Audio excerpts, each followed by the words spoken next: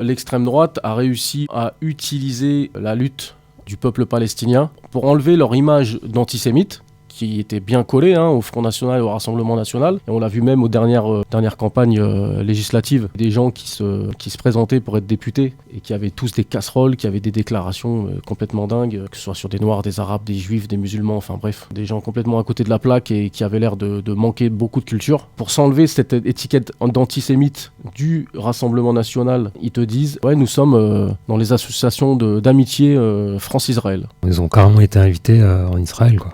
Ouais.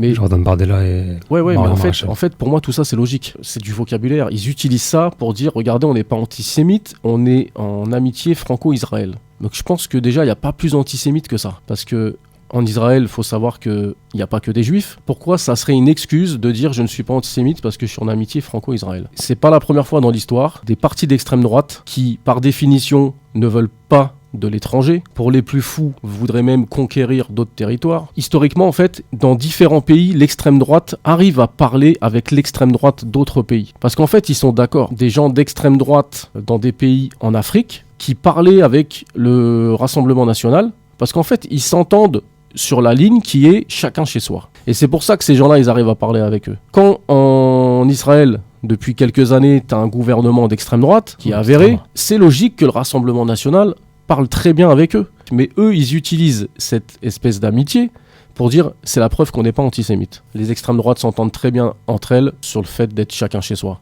Donc c'est logique cette alliance entre le Rassemblement National qui est dans l'amitié franco-israélienne quand Israël a un gouvernement d'extrême droite. Il n'y a rien de plus logique, ça ne fait pas d'eux un parti qui n'est pas antisémite, ça ne prouve rien.